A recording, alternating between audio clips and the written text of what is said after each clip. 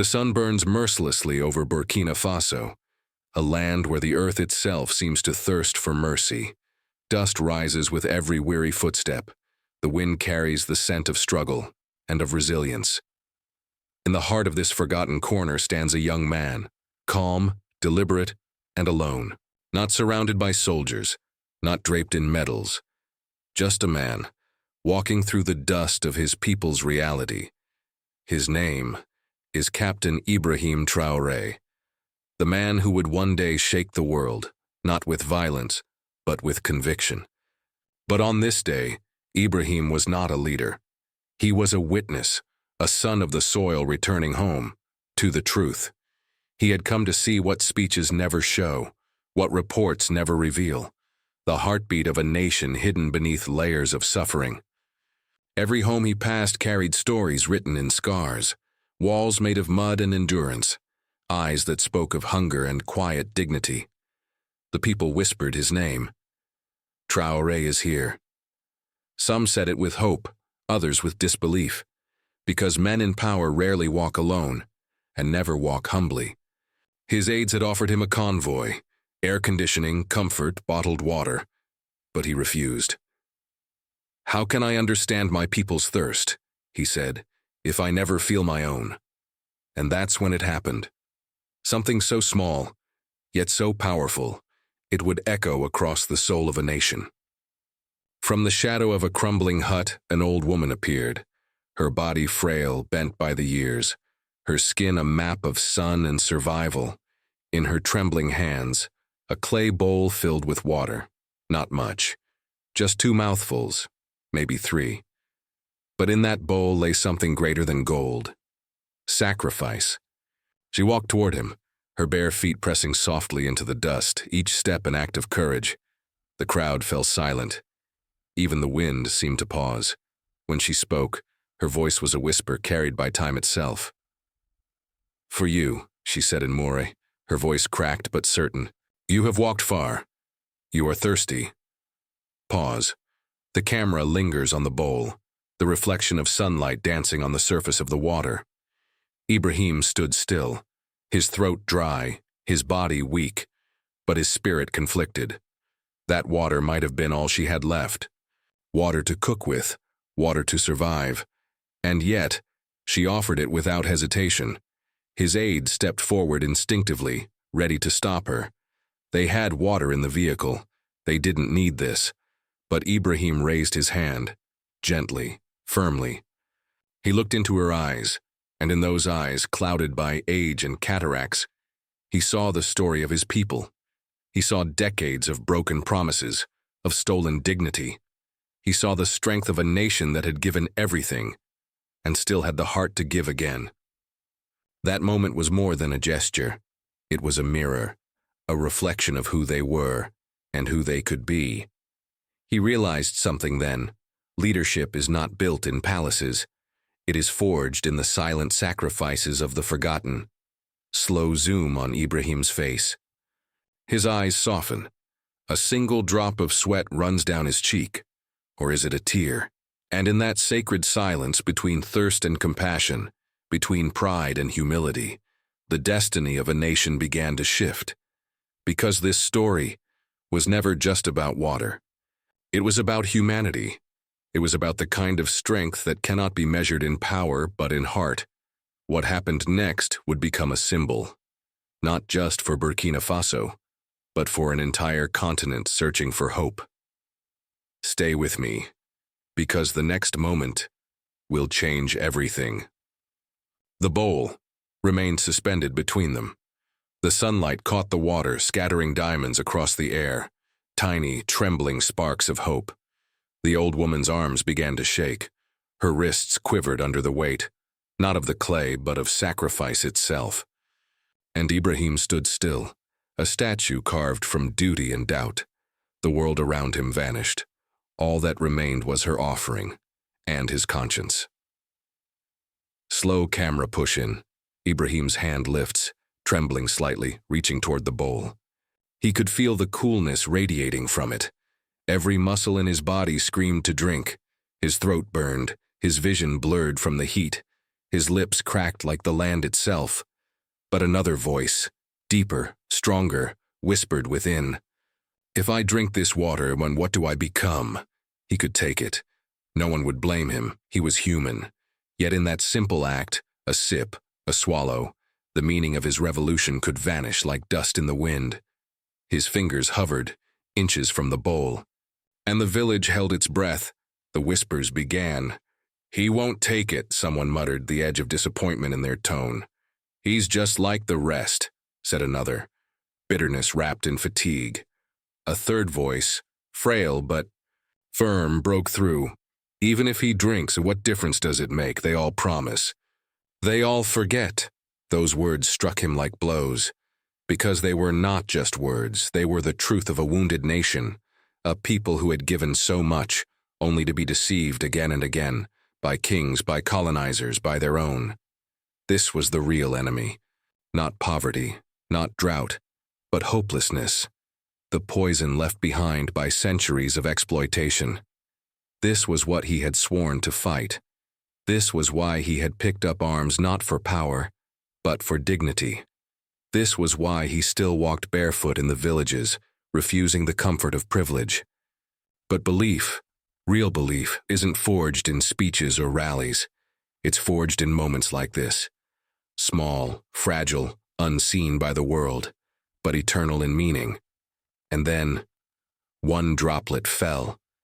It struck the dry earth with a soft sound, a sound that felt louder than thunder.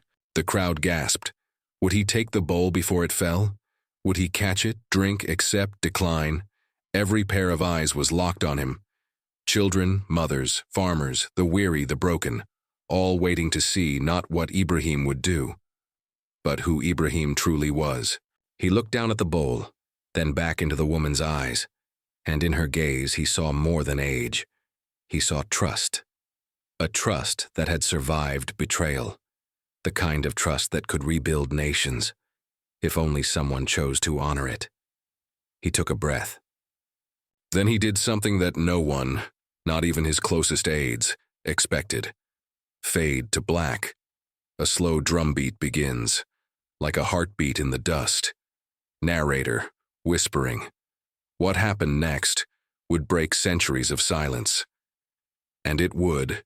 Remind a forgotten people that hope can still bloom even in the driest soil. Stay with me, because in the next moment, a simple gesture will become a legend. The bowl tilted slightly, and one drop escaped. It fell slowly, like time itself had stopped to watch it fall. And when it hit the ground, the thirsty soil swallowed it whole. One drop, gone, but it carried with it the weight of an entire nation's struggle. The old woman's hands trembled harder now. Her arms shook with the fatigue of life and the effort of grace, and then came her whisper, frail but eternal. Please drink, my son. The words barely rose above the wind, yet they struck Ibrahim's heart like thunder. Sir, the aide murmured, leaning in. We need to move on. The next village is waiting. Please, either accept it quickly or refuse politely. But we must keep schedule. But before he could say another word, no. Ibrahim's voice was calm, sharp, commanding. It sliced through the stillness. That single word carried the gravity of 1,000 speeches. The aide froze. The crowd went silent again. In that stillness, memories began to flood Ibrahim's mind. He saw himself years ago, barefoot, small, following his grandmother down a long dirt path beneath the same burning sun. She carried a heavy jug balanced on her head, walking miles to a distant well. He remembered the water, cloudy, metallic, bitter with dust. He remembered the cough that came after every sip. He remembered her cracked lips, the way she always handed her share to the children first. He remembered watching her grow weaker, day after day, until one day she didn't come back from the well. And now here he was, standing before another grandmother, another well, another test. His throat tightened. The heat, the thirst, the memories, they merged into something unbearable. He remembered the mansions in Ouagadougou, marble halls built by men who never stepped foot in these villages. He remembered seeing reports of multinational corporations stripping the earth bare, while the people who owned the soil lived on dust. He remembered the faces of French officers, polished boots crushing red clay roads, and he remembered the voice of his greatest inspiration, Thomas Sankara, echoing in his mind. You cannot carry out fundamental change without a certain amount of madness. The courage to turn your back on the old formulas, the courage to invent the future. But what did courage look like in this moment? Was it to drink or to kneel? The air felt heavy, thick with meaning. The murmurs began again in the crowd. He won't take it, a young man muttered. He's just like the rest. They all pretend, whispered another, her tone bitter with history.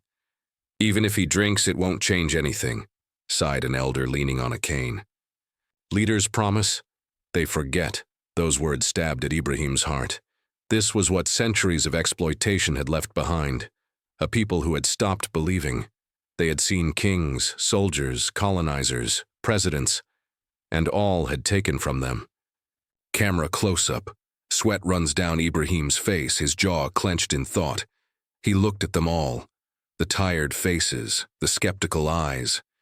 He felt the weight of generations pressing on his shoulders. And then, something broke inside him. A realization, simple and pure, as clear as that bowl of water. Belief isn't built with speeches. It's built with actions small enough to fit in the palm of your hand. The crowd leaned forward. The aide's eyes widened. Ibrahim took one step closer to the woman, then another, and then, before anyone could comprehend what he was doing, he fell to his knees. The president of Burkina Faso, the revolutionary who had defied foreign powers, who had stood unshaken in front of generals and presidents, now knelt in the dust before an old woman in rags. The air trembled with disbelief. Phones lifted. Cameras rolled. But for the people standing there, this wasn't a photo. It was a revelation. Gently, reverently, Ibrahim took the clay bowl from her trembling hands. But he didn't lift it to his lips. Instead, he bowed his head and spoke, his voice low but steady, each word carrying the power of truth. Grandmother, you have walked far to fetch this water. Your feet are tired. Your hands are weary. This water is yours. The woman's lips parted in confusion. But my son, you are thirsty. You are the president. He stopped her gently. No, grandmother, I am nothing. If I take from those who have already given everything, he continued, his voice trembling now, filled with conviction. If I drink this water, it will quench my thirst for a moment. But if I honor your sacrifice, it will nourish my soul forever. He looked up at her, and then to the people surrounding them. This water, he said, lifting the bowl slightly, is more than just water. It is the strength of Burkina Faso itself. You walked to the well in the burning sun. You carried this weight not for yourself, but for others. You saw me, a stranger, a leader, and still your first instinct was to give. That is who we are. That is what they tried to take from us. The old woman's chin quivered. Tears streamed down her face, and Ibrahim's tone deepened, his voice echoing like prophecy. The colonizers, the corrupt elites, the foreign companies, they took our land, our gold, our cotton, our freedom. But they could never take this, our humanity, our generosity, our heart. He paused, looked down at the bowl again. They made us believe we were poor, when in truth we are rich beyond measure, because we give, even when we have nothing. This, Ibrahim said, raising the bowl slightly, is not just water. It is a mirror. It shows us who we truly are, and as long as we can share it, no empire, no army, no government can destroy us. Then slowly he placed the bowl on the ground between them. He cupped a handful of the dust and sprinkled it into the water. The clear surface rippled, catching the sunlight. This dust, he said softly, is the same dust beneath all our feet, yours, mine, our children's, our ancestors. Let it remind us that we are one people, and that our greatest power is unity. And then, in a gesture no one would ever forget, Ibrahim lifted the bowl with both hands and offered it back to the old woman. Drink first, he said. You carried it. You earned it. She hesitated, trembling, then took a small sip. The crowd erupted in tears, applause, and awe. A sound like thunder rolled through the village, not from the sky, but from the hearts of the people. Ibrahim smiled, finally allowing himself to drink, but only after her. And when he did, he drank not from a place of power, but from a place of kinship. "Let it be shared," he said, "so that we all remember. This is how nations are built, not with guns, not with gold, but with hands that give and hearts that believe." That day, a village found its pride again. That day, hope tasted like water. And that day, a president became more than a leader. He became a symbol of the people's soul. The story of the clay bowl spread across Burkina Faso, through markets, radios, whispers, and songs. They called it the water of dignity. And for the first time in a long time, the people began to believe again, because sometimes a revolution doesn't begin with a gun. It begins with a drop of water and the courage to kneel before the truth. The crowd stood frozen, the sun trembling on the horizon like a final witness. Ibrahim's voice still echoed in the air. "Our greatest wealth is not in our gold, but in our hearts." The words hung there, glowing like embers, refusing to fade. Silence followed, not emptiness, but reverence. For a moment, it was as if the whole of Burkina Faso held its breath, and then slowly, something began to shift. A murmur of awe rippled through the people, swelling into applause, then into cheers, then into something deeper. Tears, laughter, disbelief. Hope had been reborn on the red dust of Saba. Ibrahim remained kneeling, the clay bowl resting between his palms like a sacred relic. The sunlight danced across its rim, glinting off the few remaining drops, a symbol of what was left, yet still enough to awaken a nation. He lifted the bowl slightly, but not to drink. Instead, he spoke, softly, yet with a force that made the crowd lean forward. "This water is not mine to take," he said. "It belongs to all of us, to every child who has waited for rain, to every mother who has prayed beside a dry well, to every elder who has watched hope evaporate. Today that ends." He turned to the old woman. Her name was Yaba, though at that moment she was more than a name. She was every grandmother who had ever carried more love than her body could bear. "Yaba," Ibrahim said, his voice trembling, "I promise you, the next time I drink from your bowl, the water will come from your home." Tears ran freely down her cheeks. The clay trembled in her hands as the promise settled between them. Heavy, holy, unbreakable. The crowd erupted again. Some fell to their knees. Others reached for their phones, desperate to capture the impossible. A president kneeling before the poor. It was more than politics. It was prophecy. That night, back in the capital, Ibrahim could not sleep. The image of Yaba's trembling hands haunted him. Her cracked lips, her whispered pleas, the sound of that single drop falling into the dust. He stared out the window at the city lights, bright, artificial stars that shone above streets lined with foreign embassies and expensive hotels. And he thought, how can a nation shine on the outside while its heart still thirsts? At dawn, he picked up the phone. "Call the Minister of Water," he said. "Wake him if you have to." The minister's sleepy voice answered within minutes. Ibrahim didn't shout. He didn't need to. His voice carried the weight of something greater than authority. It carried conviction. "I was in Saba village," he began. "They walk miles for water. They drink from the earth while we drink from glass. That ends now." He ordered engineers, solar pumps, and pipelines. Not in months or years, but in days. 48 hours to arrive. 2 weeks to finish. And when the minister murmured about budgets and bureaucracy, Ibrahim's tone sharpened. "If we can find money for bullets, we can find money for water. Cut our salaries if you must to start with mine." Then he hung up. And the silence that followed was the beginning of change. 2 weeks later, the dusty road to Saba shimmered with heat. But this time, something else shimmered too. Metallic pipes, solar panels, the sound of drilling and laughter echoing across the savannah. When Ibrahim's convoy arrived, the villagers were waiting. Hundreds of them. Children waved flags made of old cloth. Women ululated in celebration. Men wept openly. Yaba stood at the front, her clay bowl cradled like a newborn. When she turned the new tap beside her home, water gushed out, clear, cold, alive. Gasps filled the air. For a moment, time stood still. Then, as if the earth itself rejoiced, cheers erupted. She filled the bowl, trembling, and turned toward the man who had kept his word. "It is ready," she whispered. Ibrahim stepped forward, bowed his head slightly, and took the bowl with both hands. The cameras zoomed in. Millions would later replay this moment. As he drank deeply, the water was sweet. It tasted like promise, like redemption, like the dust finally giving birth to rain. When he lowered the bowl, Yaba was smiling, not just with her lips, but with her soul. The story spread like wildfire.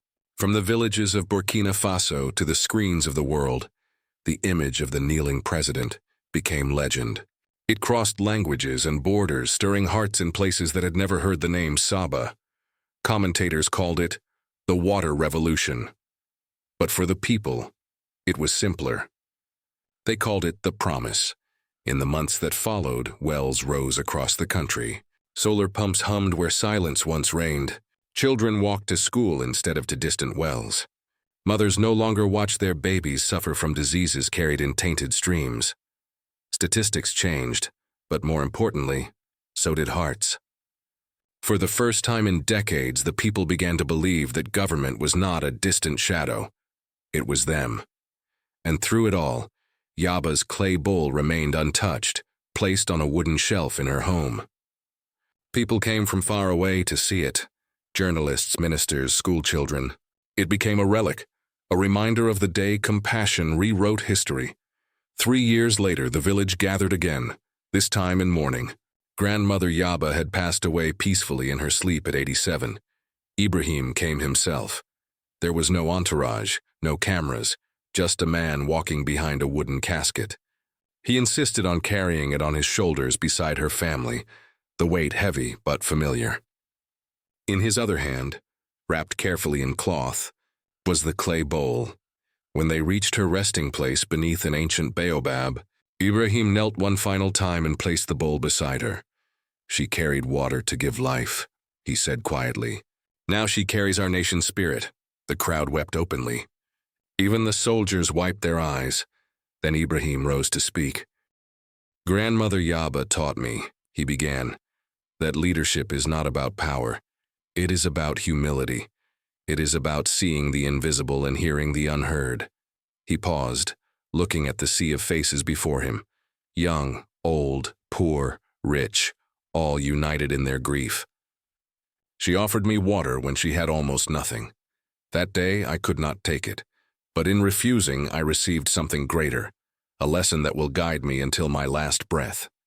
She taught me that the smallest act of kindness can move mountains, that the poorest woman can teach the richest man, that true leadership is not measured by what we take, but by what we give."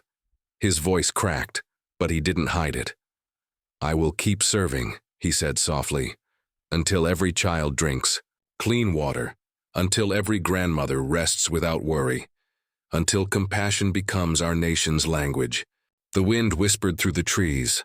Somewhere in the crowd, a woman began to sing. An old melody, soft and trembling, carried on the air like prayer. Others joined. Soon hundreds of voices lifted in harmony, the sound rising toward the endless blue sky. And as the sun dipped low, its light caught the rim of the buried clay bowl, making it glow faintly beneath the soil, as if Yaba's spirit was still there, blessing her land, her people, her son. The years that followed proved her legacy eternal. Burkina Faso became a model for an entire continent. Villages that once thirsted now flourished. Foreign journalists came not to mock or pity, but to learn. And Ibrahim Traoré's name was no longer just a president's. It was a story told at night by parents to their children. Once there was a grandmother with a bowl of water, they would say, and a leader who knelt before her. And somewhere, perhaps in another dusty village, another child would look up at the stars and whisper, "I will be like him." This is not just the story of a president and a grandmother. It is the story of what happens when leadership remembers its purpose: to serve, to uplift, to see.